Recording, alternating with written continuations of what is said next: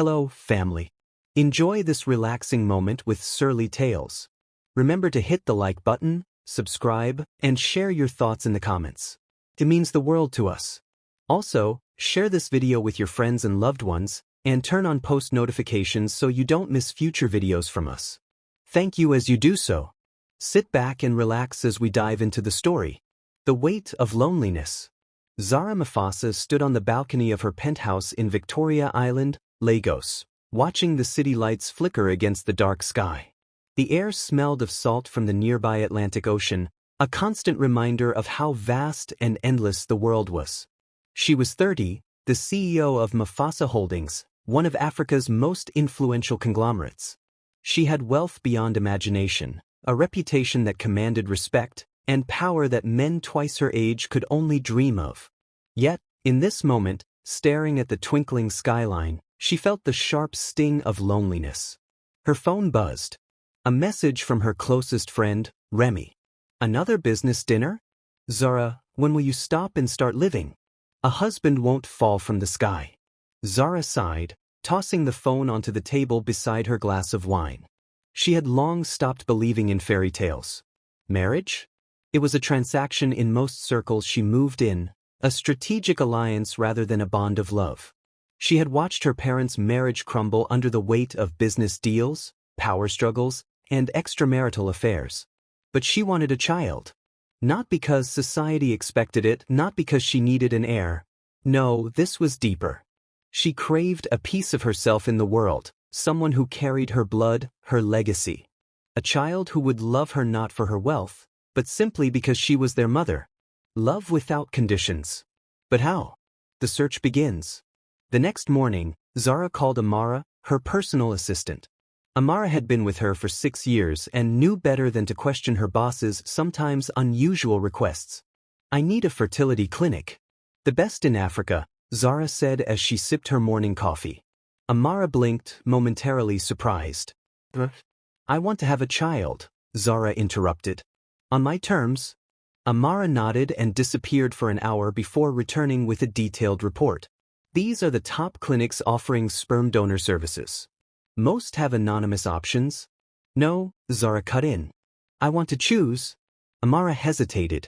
You want to meet the donor? Zara's gaze was sharp. I want to make sure my child gets the best genes. Intelligence. Strength. Good health. And he has to be. She paused, then smirked, undeniably handsome. Amara swallowed a chuckle. I'll widen the search. Over the next 2 weeks, Zara reviewed profiles of elite sperm donors. There were Ivy League graduates from South Africa, athletes from Kenya, even European donors with Nobel Prize-winning ancestors. But something felt off. These men were clinically perfect, their profiles polished, their photos staged. None of them felt real. Then, one evening, while reviewing humanitarian case files for a charity project, she found him. The handsome stranger. Kofi Adisa. His photo was different from the others. A candid shot. A tall, dark-skinned man in a simple white shirt, sleeves rolled up, eyes piercing the camera. His jawline was sharp, his shoulders broad, his expression both intense and calm. Intrigued, she read on. Kofi was a struggling architect from Accra, Ghana. He had graduated top of his class but abandoned his dreams to support his widowed mother and 3 younger siblings. He worked odd jobs. Construction, tutoring, anything to make ends meet. Zara's interest deepened. A man like him had strength, resilience, and more importantly, he had genes she wanted for her child. She had found her donor. The proposition. Arranging a meeting was easy.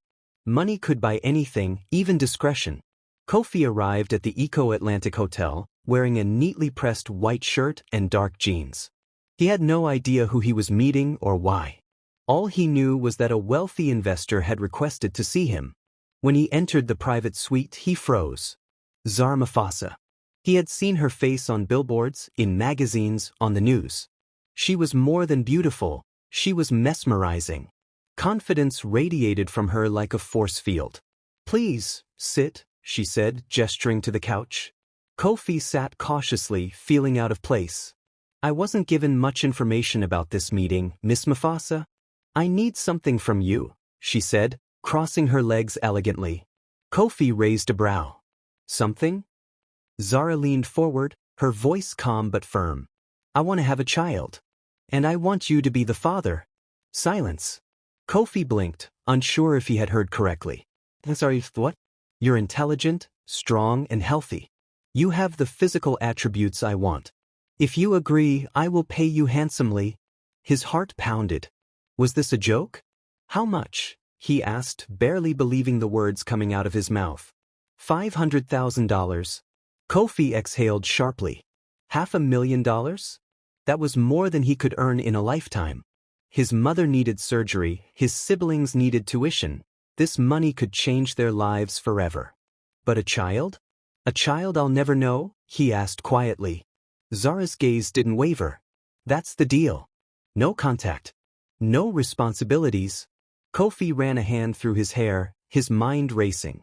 The logical part of him said yes. But something deep inside him hesitated. Then he thought of his mother, her weak hands sewing late into the night. His younger brother, who dreamed of being a doctor but couldn't afford tuition. His sister, who skipped meals so he could eat. This was his chance. I'll do it, he said. A night of conception. Zara had planned for medical insemination, but life had other plans. That night, after signing the contract, they had dinner. A bottle of wine. A conversation that started stiff but turned warm. Laughter that surprised both of them. And then a moment. A brush of hands. A lingering gaze. A decision neither of them could explain. The night was slow, unplanned, charged with an electricity neither expected. For Zara, it was just business. For Kofi, it was a moment of passion he knew he might regret. But the deal was done. Or so they thought. Because what neither of them realized was that fate had already started to weave a different story. And nothing, absolutely nothing, would go according to plan. The results are in. The morning sun poured into Zara's penthouse, its golden glow touching the sleek marble floors and the high-end minimalist furniture. She sat at the breakfast table, stirring a spoon through her herbal tea, her mind uncharacteristically restless. A folder lay unopened before her. The envelope contained the results of her pregnancy test, the confirmation of whether or not her plan had succeeded.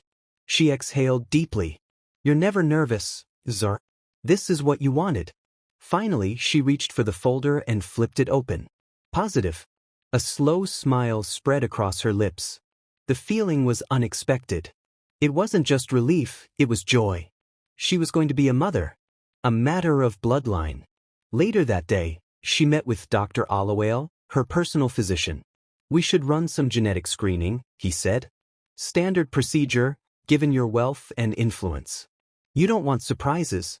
Zara agreed. The thought of ensuring her child's health was a priority. A week later, she received another call. Miss Mufasa, could you come in? Dr. Allowale's voice was calm but carried an undertone of urgency. Zara frowned. But what's wrong? There's something unusual in the results. It's best we discuss in person. Zara's fingers tightened around her phone. Unusual? She hated uncertainty. She built empires on control, and control was slipping away. An unexpected revelation. Inside the clinic, Dr. Allowale gestured for her to sit.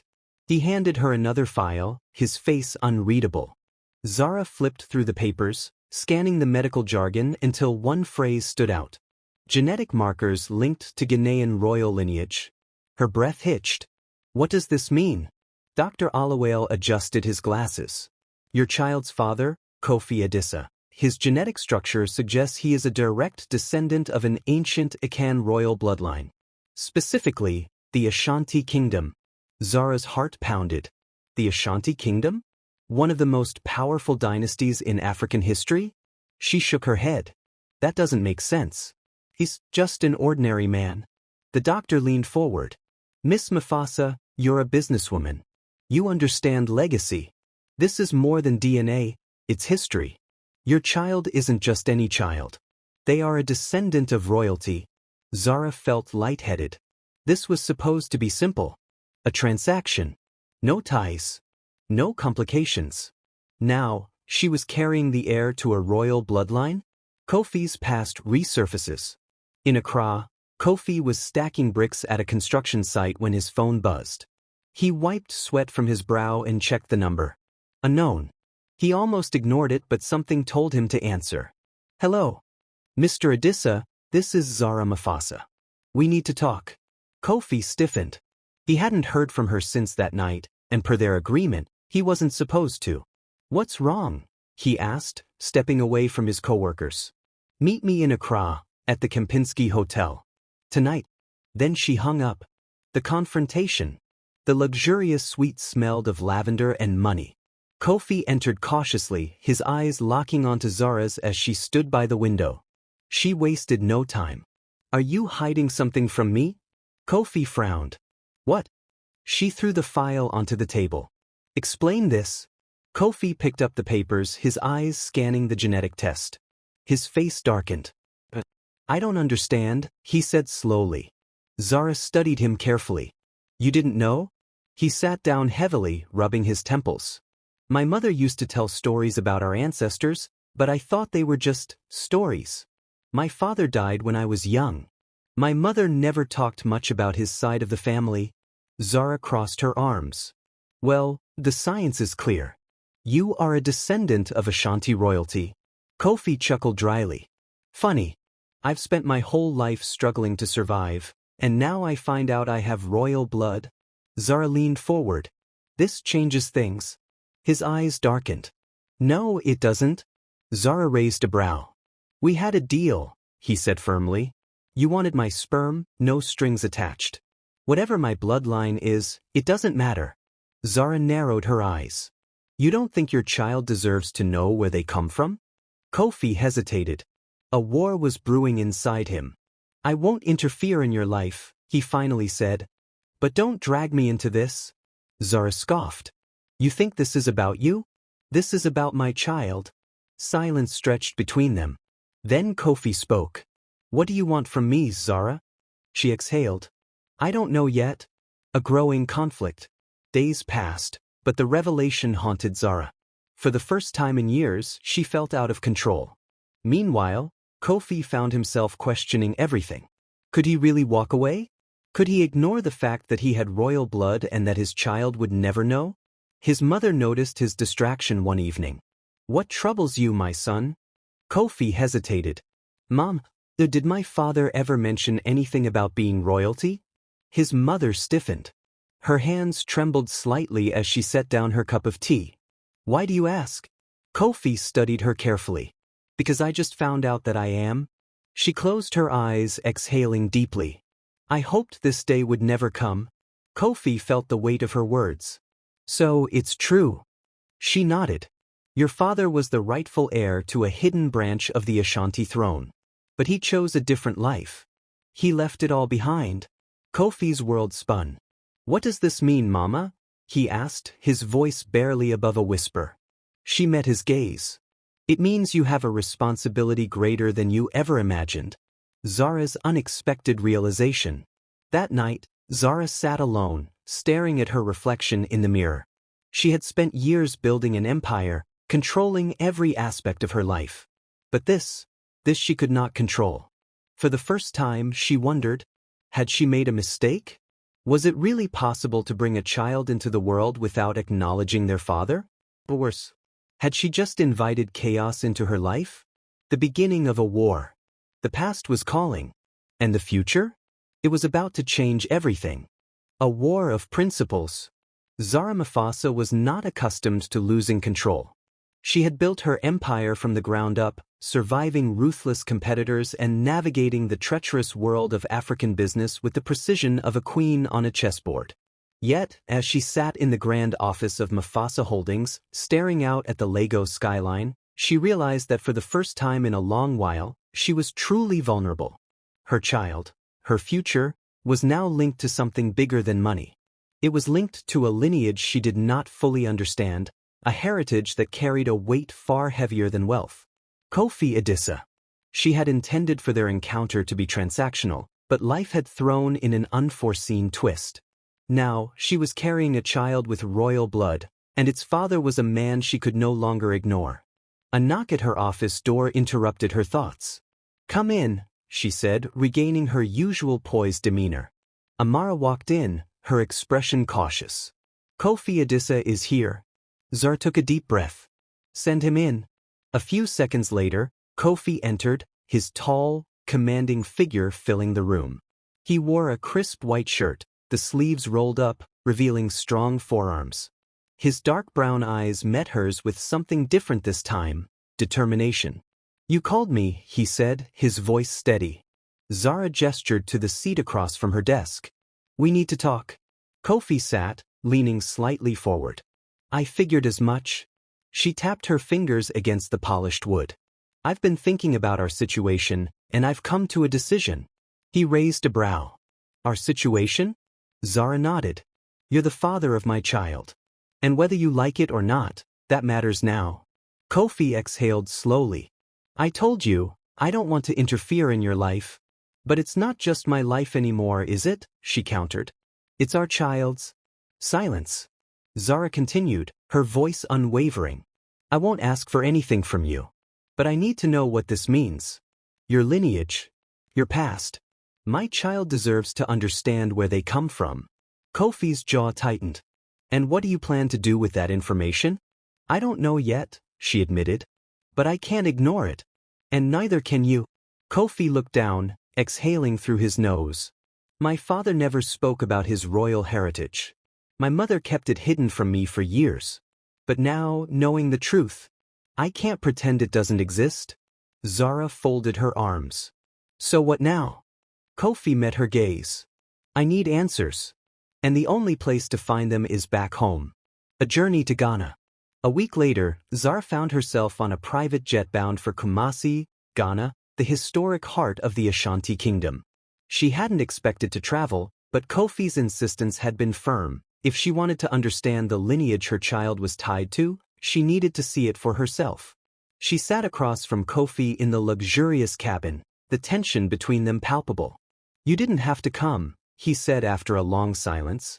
Zara tilted her head. Yes, I did. Kofi studied her. Why? She sighed. Because I need to know what I'm bringing my child into. I don't take risks without understanding the full picture. He smirked slightly. Always the businesswoman. She met his eyes. Always. The truth unfolds. When they landed in Kumasi, the city's energy was different from Lagos. There was an undeniable sense of history in the air, a legacy written in its streets, its people, its traditions. Kofi led Zara to his childhood home, a modest but well-kept house at the edge of town. His mother, Akojua, greeted them at the door, her eyes flickering between them with understanding. You've come for answers, she said simply. Kofi nodded. Yes, Mama. Akojua led them inside, her hands trembling slightly as she poured tea. She sat across from them and took a deep breath. Your father was a prince, she began. Not just any prince, but the firstborn of the Ashanti royal family. He was next in line for the throne. Zara's eyes widened. But he fell in love with me, Akojua continued. A commoner. And love, in his world, was not enough to break tradition. He was given a choice, stay and marry a woman chosen for him, or leave everything behind. Kofi swallowed hard. He chose you. Akojua nodded, her eyes filled with emotion. He chose love. But he paid the price. The royal family erased him from history, forbidding any mention of his name. He gave up his title, his wealth, everything. Zara was stunned. And you never told Kofi? Akojua sighed. I wanted to protect him. I didn't want him to live under the weight of something he could never reclaim. Kofi leaned back, his mind reeling. But now that I know... Akojua's eyes softened. It is your choice, my son. Do you want to embrace that part of you? Kofi looked at Zara. And what about you? What does this mean for our child? Zara exhaled, her hands resting on her growing belly. It means we can't pretend anymore. This child carries something greater than either of us expected. A royal summons. The next morning, a black car arrived at the house. A man in traditional royal attire stepped out, his presence commanding. The Asantehene, the king of the Ashanti, has summoned you, he said, his gaze on Kofi. Kofi stood frozen. Why now? The man's expression remained unreadable. Because the bloodline never forgets. And neither does destiny. Zara's heart pounded. This was no longer just about a deal.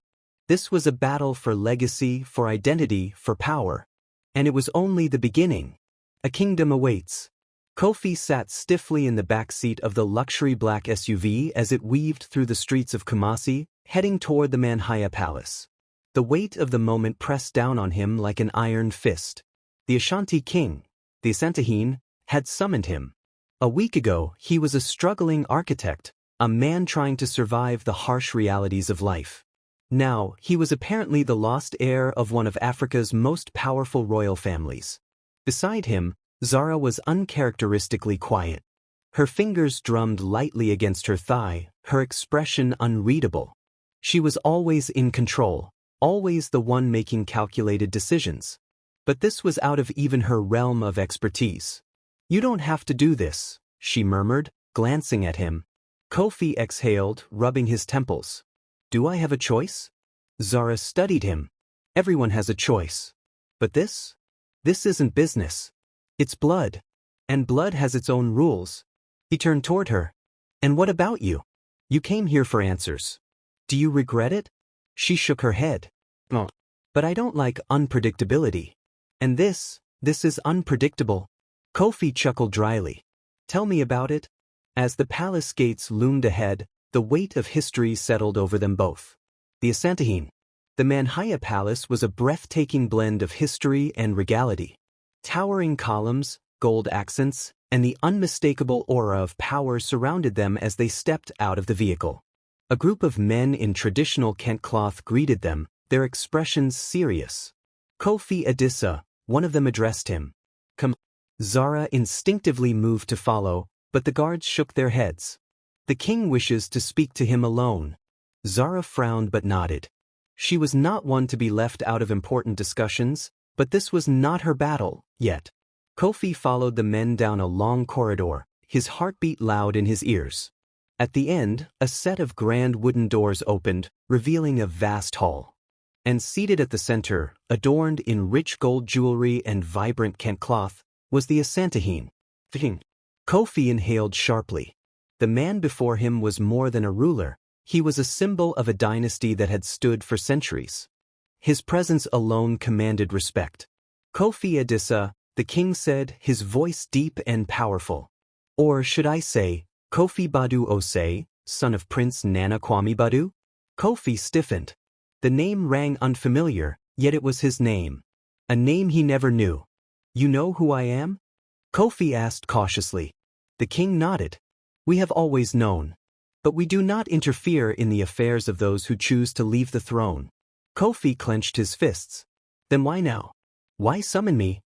The king's gaze was unreadable. "Because the throne does not forget. And because the bloodline has spoken, through your child." Kofi's stomach twisted. "My child?" The king leaned forward. "You are to be a father, are you not?" Kofi hesitated before nodding. The king nodded in return. "Then the Ashanti bloodline continues through you.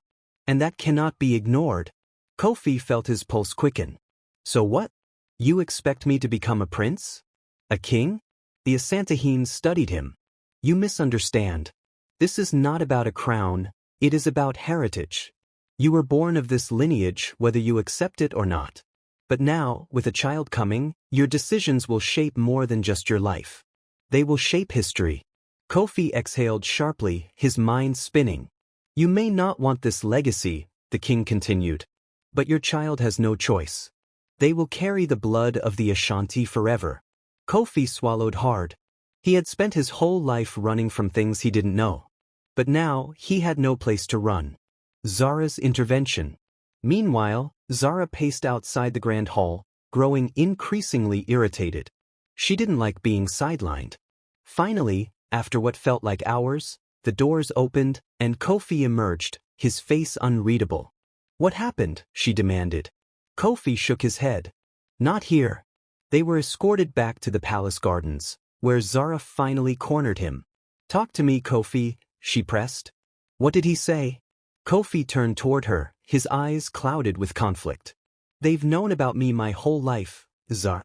They knew who I was, But they let me live in ignorance because my father walked away. Zara's eyes narrowed. And now they want you back? He exhaled. They don't need me back. But they can't ignore the fact that my child will carry their bloodline. Realization dawned in Zara's eyes. They want the child? Kofi hesitated. Not to take, but to acknowledge. To claim. Zara crossed her arms.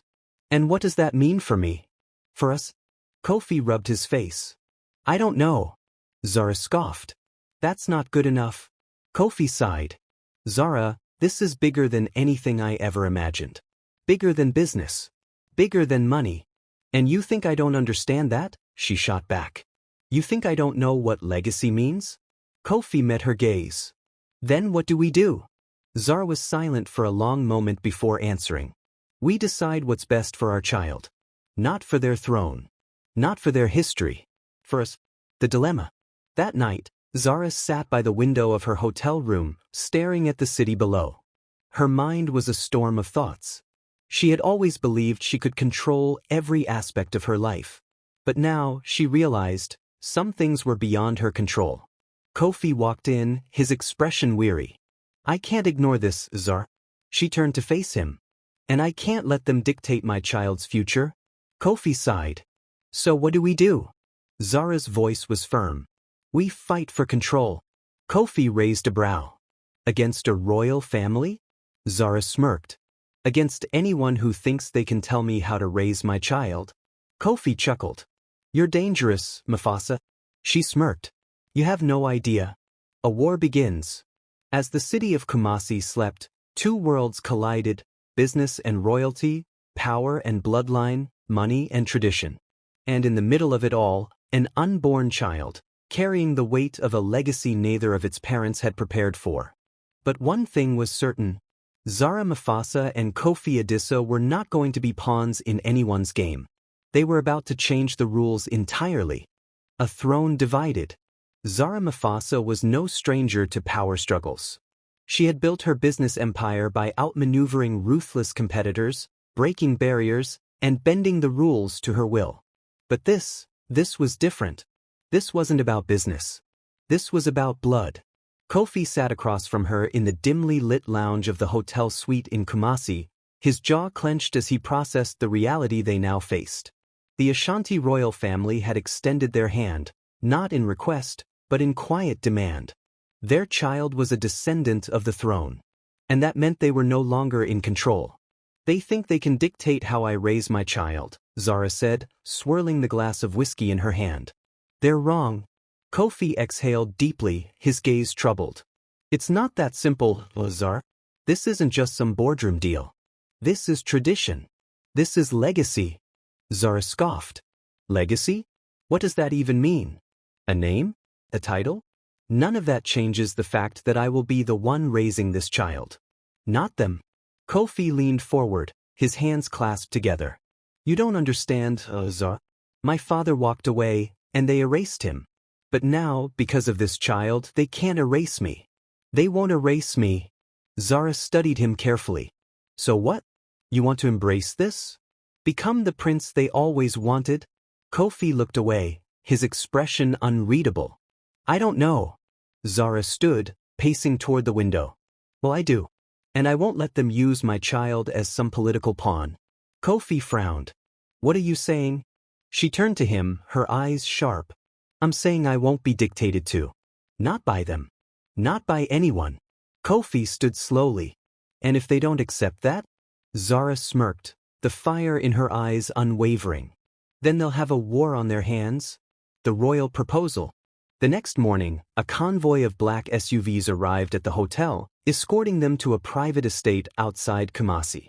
The meeting had been arranged by the royal family, and while Kofi had agreed to attend, Zara remained skeptical. They were ushered into a grand hall, where several elders and advisors of the Ashanti kingdom sat in a semicircle, waiting. The Asantehene himself was seated in the center, exuding the aura of a ruler whose word was law. Zara and Kofi took their seats across from them. An elder with a deep, commanding voice spoke first. Kofi Badu Ose, we acknowledge your return.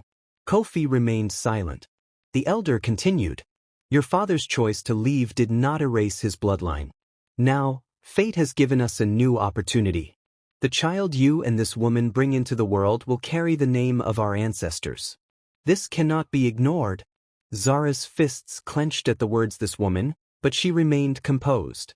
The Ashanti spoke next, his voice calm yet authoritative. We do not seek to take the child from you, Miss Mufasa. But the child must be raised with knowledge of their royal heritage. And Kofi must take his rightful place within this family. Zara crossed her legs, her tone razor-sharp. And if we refuse? A murmur spread among the elders. The king studied her for a long moment. It would be unwise to refuse tradition, Miss Mufasa. Your child is part of something greater than you. Zara leaned forward, her eyes locked onto his. I built an empire with my own hands, Your Majesty. I didn't inherit it. I didn't wait for tradition to tell me who I could be. I don't answer to anyone but myself. Silence filled the hall. The Ashanti exhaled deeply.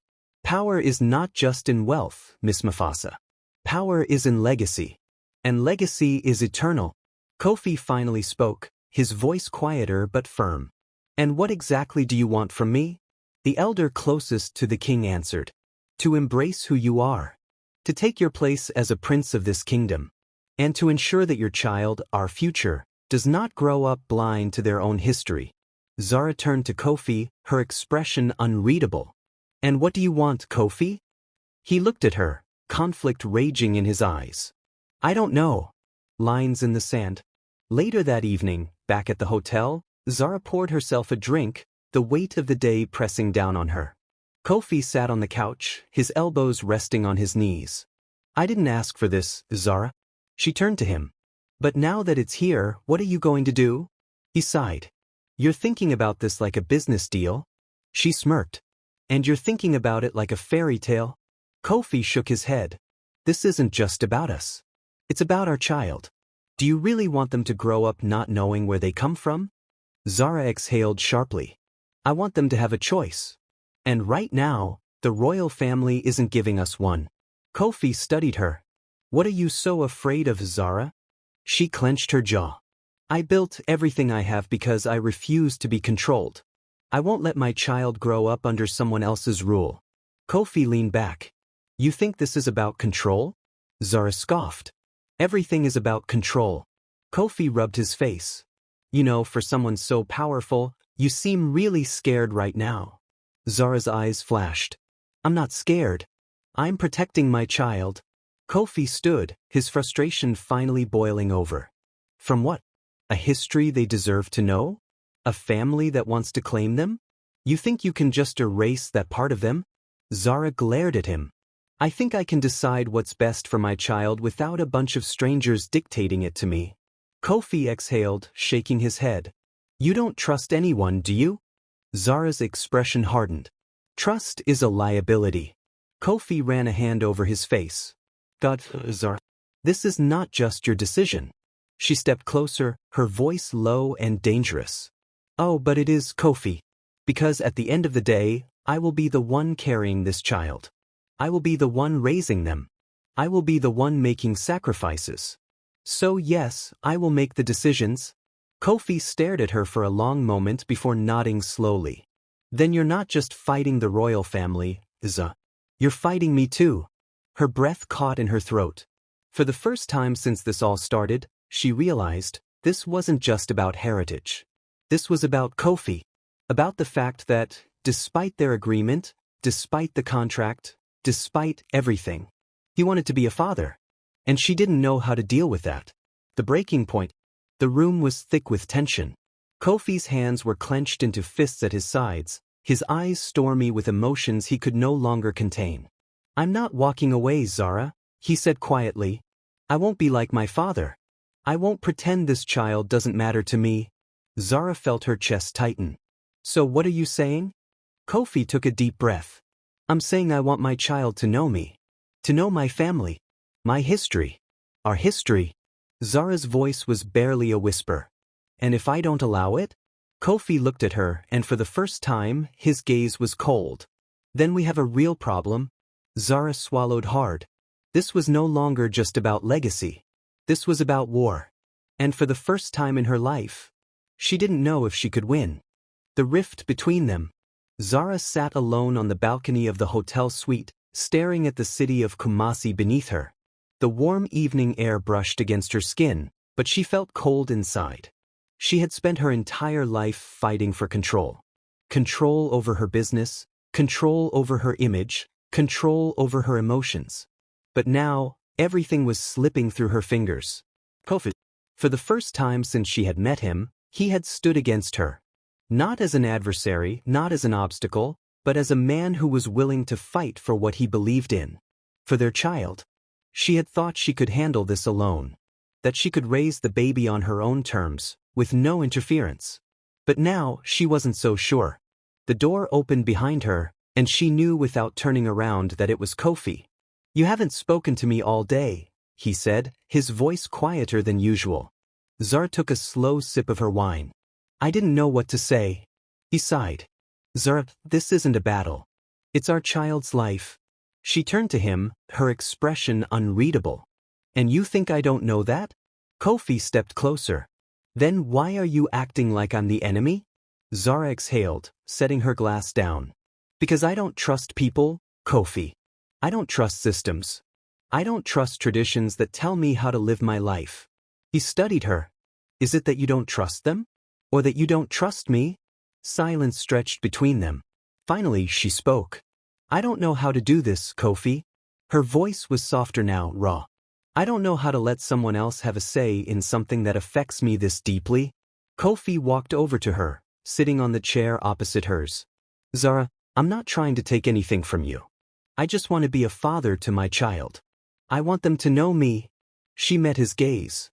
"And what if I don't want my child to grow up under the weight of a royal family that didn't even acknowledge your existence until now?" Kofi sighed. "Then we set boundaries. Together." Zara swallowed hard. "What if we can't?" He shook his head. "We can. But only if you're willing to let go of just a little bit of control." Zara looked away, her chest tight. Let go?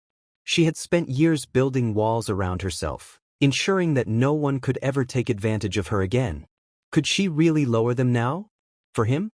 For their child? The royal ultimatum. The next morning, they returned to the palace. The Ashanti royal elders were waiting, their expressions calm but firm. The Asantehene spoke first. "You have had time to consider our offer. What is your decision?" Zara exchanged a glance with Kofi before answering. "We have decided that our child will know their heritage. But they will not be raised under the control of the royal family." A murmur spread among the elders. One of them frowned. "Miss Mufasa, that is not how things are done." Zara's lips curled into a smirk. "Then maybe it's time to change how things are done." The Asantehene studied her for a long moment. Then he turned to Kofi. "And you? Do you agree with this?" Kofi took a deep breath. "Yes. Our child will know where they come from. But they will not be bound by the traditions of the past." Silence. Then the Asantehene nodded. "Very well." Zara's eyes narrowed slightly. "That's it?"